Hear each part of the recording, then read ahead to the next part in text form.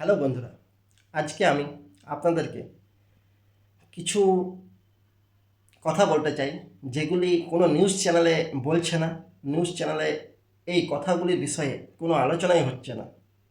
ভিডিওটাকে স্কিপ করবেন না, পুরোটা দেখুন।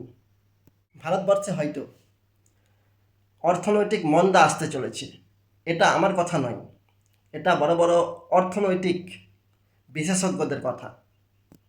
তার অনেক কারণ আছে, চলুন বুঝে নিই সেই কারণগুলো। ওয়েস্ট এশিয়াতে যুদ্ধ চলছে।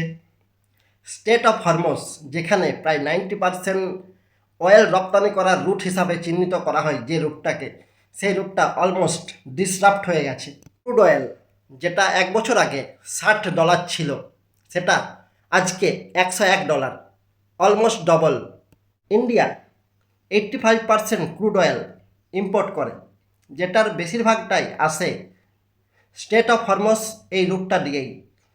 সো এই রুটটার যদি ফাংশনাল না থাকে, এই রুটটা যদি ডিসরাপ্ট হয়ে যায়, তাহলে সব কিছুই ইম্পোর্ট এক্সপোর্ট ট্রান্সপোর্টেশন সব কিছুই ব্যাঘাত ঘটবে, যেটা আজকে হয়তো ঘটছে। যাতে করে আমাদের দেশের ফরেক্স রিজার্ভ কমে আসছে। এখন ফরেক্স রিজার্ভটা কি?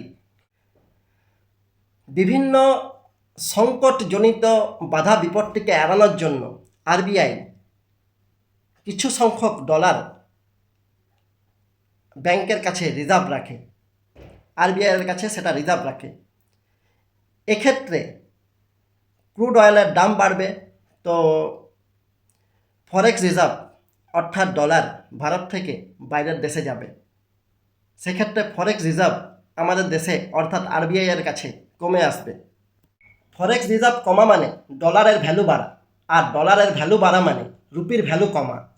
আর রুপি অর্থাৎ টাকার মূল্য কমা মানে সমস্ত দ্রব্যমূল্যের বৃদ্ধি, সেটা সাধারণ মানুষের কাছে একদমই গ্রহণযোগ্য নয়। এই ব্যাপারগুলো হয়তো বড়লোকদের জানা, কিন্তু আমরা মধ্যবিত্ত মানুষ বা গরিব মানুষ এখন আইপিএল দেখতেই ব্যস্ত। গত এক সপ্তাহ ধরে ব্যাংকের উইথড্রয়িং রেট বৃদ্ধি পাচ্ছে, অর্থাৎ যে সমস্ত সমৃদ্ধশালী ব্যক্তিরা আছেন তারা ব্যাংক থেকে টাকা তুলে নিচ্ছেন। তারা হয়তো কিছুটা হলেও এই ফাইন্যান্সিয়াল ক্রাইসিসের ব্যাপারটা আন্দাজ করতে পারছেন।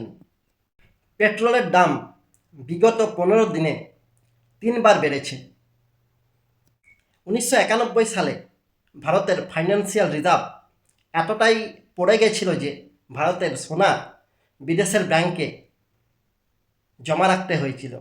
হয়তো এতটা খারাপ অবস্থা এখন ভারতের নেই, কিন্তু তবুও সাবধান থাকুন, সতর্ক থাকুন।